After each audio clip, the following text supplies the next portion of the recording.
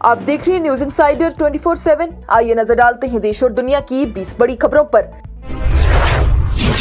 पाकिस्तान के साबिक वज़ीर-ए-आज़म इमरान खान की दाहिनी आंख की बस 15% नजर रह गई है। उनके वकीलों ने सुप्रीम कोर्ट को बताया है। वकील सलमान सफदर के मुताबिक खान को 3 से 4 महीने पहले धुंधली नजर का मसला शुरू हुआ था और जेल इंतजामिया को इत्तला देने के बावजूद सिर्फ आई ड्रॉप्स दिए गए। किसी भी बड़ी तिब्बी कार्रवाई का इंतजाम नहीं किया गया। हुकूमती जानिब से यह भी बताया गया है कि पहले कहा गया था कि 24 जनवरी को इस्लामाबाद के PIMS अस्पताल में उनका 20 मिनट का तिब्बी अमल हुआ था और उनकी सेहत ठीक है। खैबर पख्तूनख्वा हुकूमत और इमरान खान के खानदान ने अदियाला जेल इंतजामिया पर मेडिकल टेररिज्म के संगीन इल्जामात लगाए हैं। खैबर पख्तूनख्वा के वज़ीर आला सुहेल अफरीदी और खान की बहन अलीमा खानम की जानिब से दावा किया गया है कि जेल अफसरान ने जानबूझकर PTI के बानी की सेहत खराब होने दी है, जिससे कि उनकी दाहिनी आंख की नजर अब सिर्फ 10 से 15% तक रह गई है। रिपोर्ट्स के मुताबिक Khan central retinal vein occlusion यानी CRVO का शिकार है और नवंबर 2025 से धुंधली नजर की शिकायत कर रहे थे, लेकिन 3 महीने तक सिर्फ आई ड्रॉप्स दिए गए। वहीं अलीमा खानम ने यह भी कहा है कि उन्हें जनवरी में बगैर खानदान को बताए PIMS ले जाया गया और जिम्मेदारों के खिलाफ कानूनी कार्रवाई का ऐलान किया गया है। बारामूला के मेंबर पार्लियामेंट इंजीनियर रशीद की जानिब से पार्लियामेंट में मजदूरों के हकूक का जोर शोर से मुद्दा उठाते हुए कहा गया है कि मुल्क और जम्मू कश्मीर में पब्लिक सेक्टर की हालत तशवीशनाक है और हजारों कैजुअल लेबरर्स और डेली वेजर्स सालों से रेगुलराइजेशन के मुंतजिर हैं। उन्होंने ये भी कहा कि कई मजदूर 50 साल की उम्र पार कर चुके हैं लेकिन अब तक मुस्तकिल नहीं हुए हैं, जबकि उनकी औलादें जवान हो चुकी हैं। उन्होंने कैजुअल लेबरर्स और डेली वेजर्स को उनके लिए ही कौमी पॉलिसी लाने, पोर्टर्स और बॉर्डर पर काम करने वालों के हकूक के तहफ़्फ़ुज़ करने और लेबर कोड को मौसर बनाने का मुतालबा किया है। इंजीनियर रशीद ने कहा है कि मजदूर को उसका हक वक्त पर मिलना चाहिए और हुकूमत को उनकी मेहनत की कदर करते हुए उनका गला घोटने के बजाय उनकी हिफाजत करनी चाहिए।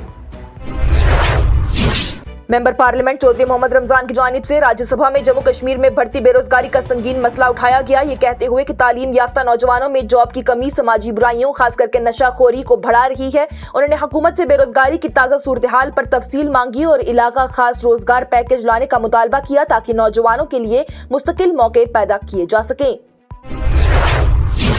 PDP के MLA वहीदुर रहमान परा की जानिब से आज कहा गया कि आज हमने देखा कि बहुत से लोग अपने हकूक के लिए एहतजाज कर रहे थे। हुकूमत ने उन्हें यकीन दिलाया था कि इस साल उनका मसला हल किया जाएगा, लेकिन काफी अर्सा गुजर चुका है। उन्होंने ये भी कहा कि हमदर्दी उन लोगों के साथ है और उनके रेगुलराइजेशन का अमल फौरन शुरू होना चाहिए। कम अज कम इस बजट सेशन में इस पर पेशरफ्त होनी चाहिए। उनका यह भी कहना है कि असेंबली में मुतालबात उठाए जा रही हैं, लेकिन जमीन पर लोगों को कोई राहत नहीं मिल रही। वहीद परा की जानिब से लोगों को बजट से उम्मीदें थी कहा गया और साथ ही ये भी कहा गया कि बजट में बेसमत नजर आई है। उन्होंने ये भी कहा कि बिजली, डेली वेजर्स, बेरोजगारी और अवामी मसाइल पर तवज्जो देना जरूरी है। साथ ही ये भी कहा गया कि पैसा मौजूद होने के बावजूद अगर खर्च नहीं हो रहा तो सिर्फ वादे काफी नहीं, असल जरूरत अमल और जवाबदेही की है। बीजेपी के MLA शक्तिराज परिहार की जानिब से आज कहा गया कि PWD इंडस्ट्रीज, माइनिंग और स्किल डेवलपमेंट से मुतल्लिक ग्रांट पास हुए, जहां पर मुख्तलिफ MLAs ने अपने इलाकों के मसाइल उठाए हैं। उन्होंने ये भी कहा खासतौर पर खिलैनी सब डिवीजन का मसला उठाया गया और माइनिंग ब्लॉक्स की शिनाख्त और उनके ऑक्शन का मुतालबा किया गया ताकि काम कानूनी तरीके से हो और गैर कानूनी माइनिंग रुक सके। उनका ये भी कहना है कि गाँव के गरीब लोग खास करके खच्चर घोड़ा चलाने वालों को भी फायदा मिलना चाहिए। साथ ही उन्होंने डोडा में स्किल डेवलपमेंट इंस्टीट्यूट कायम करने की बात की ताकि हाइड्रो प्रोजेक्ट के बावजूद नौजवानों को टेक्निकल तालीम और रोजगार के मौके मिल सकें। MLA शगुन परिहार की जानिब से आज मीडिया से बातचीत करते हुए कहा गया कि दक्षिण इलाके की कई सड़कें अभी तक पेंडिंग है और कुंतवाड़ा का एक अहम ब्रिज जो कि पिछले सैलाब में बह गया था, उस पर भी उन्होंने कट मोशन दिया है और हुकूमत से एश्योरेंस मांगा है।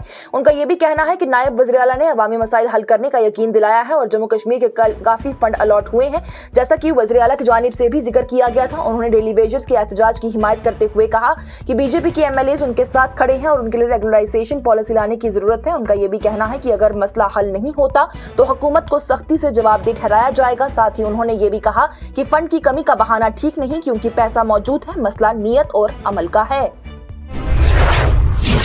जम्मू कश्मीर हुकूमत ने वाजे किया है कि वेबसाइट, डिजिटल प्लेटफॉर्म्स और ऑनलाइन खबरी चैनल को कानूनी तौर पर नियंत्रित करना इंफॉर्मेशन डिपार्टमेंट के दायरे में नहीं आता। MLA RS पठानिया के लिखित सवाल के जवाब में बताया गया है कि directorate of information and public relation ने मीडिया मॉनिटरिंग सेल कायम किया है जो कि झूठी या गुमराहकुन खबरों पर नजर रखता है और अप्रैल 2025 से 31 जनवरी 2026 तक 28 तरदीदी बयानात जारी किए गए हैं, जिनमें से 20 प्रेस रिलीज और 8 समाजी वसाइल के जरिए थे।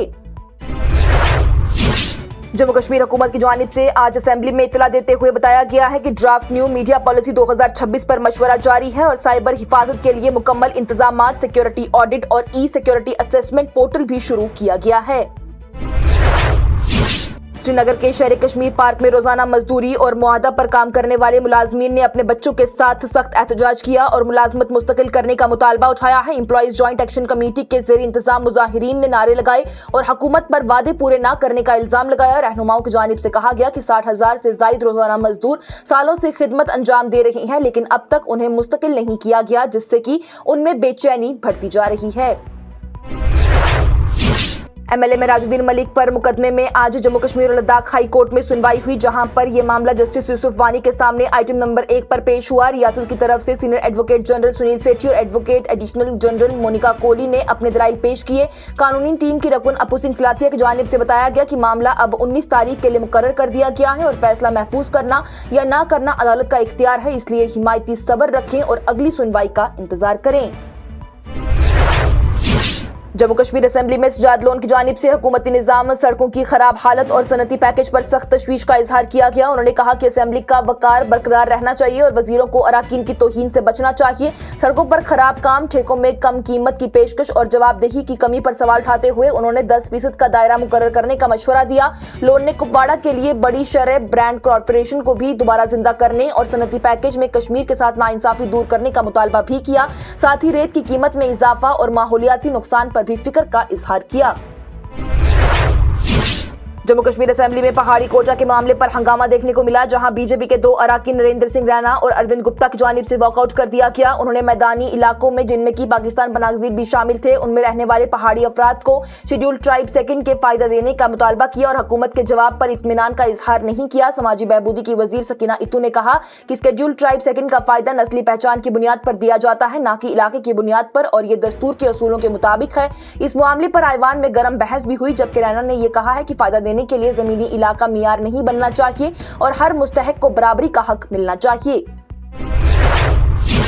लोकसभा में भारतीय जनता पार्टी के रकुन निशिकांत दुबे की जानिब से कांग्रेस रहनुमा राहुल गांधी की रकुनियत खत्म करने और उन पर उम्र भर इंतखाबात लड़ने पर पाबंदी लगाने की तहरीक पेश की गई। ये तजवीज बजट इजलास के दौरान ही पेश हुई है, जिसमें कि सियासी माहौल गर्म हो गया। दुबे का ये कहना है कि ये इस्तेकाक की तहरीक नहीं बल्कि मुस्तकिल तजवीज है और इल्जाम लगाया है कि राहुल गांधी गैर मुल्की दौरों के दौरान कुछ तंजीमों से मुलाकात करते हैं, जो कि उनके मुताबिक मुल्क मुखालिफ अनासिर से जुड़ी हुई हैं। लोकसभा में असदुद्दीन ओवैसी की जानिब से बजट बहस के दौरान ऑपरेशन इंसाफ का मुतालबा करते हुए हुकूमत से हाफिज सईद, मसूद अजहर और लखवी को गिरफ्तार करके मुल्क लाने की बात की गई। उन्होंने फौज की कमी, अग्निपथ योजना, चीन सरहद, तेल की पॉलिसी और अमेरिका के दबाव पर भी सख्त सवालात खड़े किए। साथ ही मुसलमान तलबा के कम होते दाखिले, वजीफों की बंदिश और अल्पसंख्यक बहबूद के काम बजट पर भी तनकीद करते हुए कहा है कि इंसाफ और तरक्की तभी मुमकिन है जब सबको बराबरी के हक मिलेंगे। Jammu Kashmir road transport corporation ने पीएम ई ड्राइव स्कीम के तहत 200 नई इलेक्ट्रिक बसेस खरीदने की तजवीज पेश की है, जबकि housing and urban development department अलग से 100 ई बसेस प्रोक्योर कर रहा है। ट्रांसपोर्ट मिनिस्टर सतीश शर्मा की जानिब से बताया गया है कि नई बसेस शामिल होने के बाद ही रामगढ़ हल्के में ई बस सर्विस बढ़ाने की इम्कानात का जायजा लिया जाएगा। फिलहाल लिमिटेड फ्लीट और इंफ्रास्ट्रक्चर की वजह से जम्मू में ई बस सर्विस सिर्फ जरूरी शहरी रूट्स तक ही महदूद है। मरकजी वजीर मनसुख मंडाविया की जानिब से आज ऐलान किया गया कि खेलो इंडिया विंटर गेम साल 2026 का गुलमर्ग लग 23 से 26 फरवरी तक जम्मू कश्मीर में मुनक्कद होगा। ये इस इवेंट का 6वां एडिशन होगा, जबकि पहला मरहला लद्दाख में आई स्पोर्ट्स के साथ ही जनवरी में कामयाबी से मुकम्मल हो चुका। गुलमर्ग में स्नो स्पोर्ट्स के मुकाबले होंगे, जहां पर तकरीबन 400 athlete ski, mountaineering, alpine skiing, Nordic skiing और स्नो बोर्डिंग में हिस्सा लेंगे। हुकूमत का यह कहना है कि खेलो इंडिया विंटर गेम्स ने मुल्क में विंटर स्पोर्ट्स को नई पहचान दी है और अब इंडियन एथलीट्स बैनुल अक़वामी सतह पर भी मेडल जीतकर अपनी मौजूदगी दर्ज करवा रही हैं।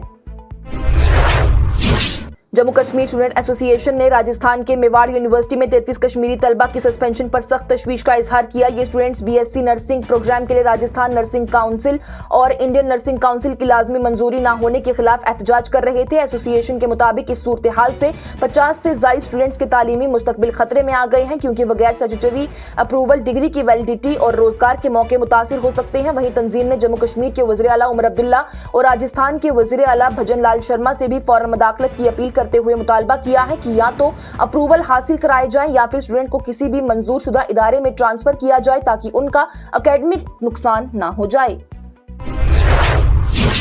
जम्मू कश्मीर असेंबली को आज बताया गया कि अक्टूबर 2024 में नेशनल कॉन्फ्रेंस हुकूमत के क़याम के बाद से अब तक 1425 गैर कानूनी ढांचे गिराए गए हैं, जिनमें कि 1194 रिहायशी और 231 तिजारती इमारतें शामिल हैं। वज़ीर आला उमर अब्दुल्ला ने लिखित जवाब में कहा है कि ये कार्रवाई Jammu Kashmir public premises act और कोबो एक्ट के तहत ही मुकम्मल कानूनी तरीके से की गई है। श्रीनगर में सबसे ज्यादा 1133 इमारतें गिराई गई हैं, जबकि जम्मू में 237 ढांचे हटाए गए हैं। हुकूमत का यह भी कहना है कि बिना इजाजत कोई भी तामीर मंजूर नहीं की गई और गैर कानूनी इंक्रोचमेंट्स के खिलाफ नोटिस और डेमोलिशन ड्राइव मुसलसल जारी हैं। पार्लियामेंट से बाहर निकलते वक्त मीडिया से बातचीत करते हुए कांग्रेस रहनुमा राहुल गांधी की जानिब से खबरों की कवरेज पर तनकीद की गई और कहा गया कि मीडिया अपने गैर जानिबदारी की जिम्मेदारी निभाने में नाकाम हो रहा है। उन्होंने इल्जाम लगाया है कि कई मीडिया इदारे हुकूमत से मिलने वाले रोजाना कीवर्ड्स पर चल रही हैं, जो कि मुल्क के लिए नुकसानदेह है। राहुल गांधी ने कहा कि सहाफियों को बीजेपी के नैरेटिव के मुताबिक काम करने के बजाय आजाद और मुस्तकिल रिपोर्टिंग करनी चाहिए, वरना ये सूरत हाल शर्मनाक होती जा रही है। बांग्लादेश में साल 2024 में साबका वज़ीर-ए-आज़म शेख हसीना की बेदखली के बाद से पहली मरतबा पार्लियामानी इंतखाबात हो रहे हैं। अवाम 300 अराकीन को बराह रास्त मुंतखब कर रही है, जबकि 500 खवातीन को जमाती फहरिस्तों से चुना जाएगा। इस दौर में असल मुकाबला बांग्लादेश नेशनलिस्ट पार्टी और इस्लामी रहनुमाई इत्तेहाद जमात के दरमियान है, क्योंकि शेख हसीना की अवामी पार्टी को इंतखाबात में हिस्सा लेने से रोक दिया गया है। और बांग्लादेश के 13वें कौमी इंतखाबात के दौरान ही मुंशीगंज के एक पोलिंग स्टेशन पर क्रूड बम धमाके से चंद देर के लिए वोट डालने का अमल मुतासिर हुआ और हालात में तनाव पैदा हो गया। ढाका ट्रिब्यून के मुताबिक धमाका सदर उपेजिला के मखाती गुरुचरण हाई स्कूल में हुआ था, वहीं जिसके बाद से पुलिस ने फौरन कार्रवाई की, जबकि किसी भी जानी नुकसान की तस्दीक नहीं हुई। पुलिस के मुताबिक बीएनपी के हिमायती उम्मीदवार और एक आजाद उम्मीदवार के सपोर्टर्स के दरमियान झड़प भी हुई थी। इलेक्शन अफसरान ने इसे छोटा वाकया करार देते हुए कहा कि तकरीबन 15 मिनट के वक्फे के बाद वोटिंग दोबारा शुरू की गई और सिक्योरिटी मजबूत कर दी गई। इसके साथ ही टॉप 20 हेडलाइंस का यह मरहला हुआ इख्तिताम पजीर। दीजिए इजाजत, लेटेस्ट अपडेट्स के लिए देखते रहिए न्यूज़ इनसाइडर 24/7।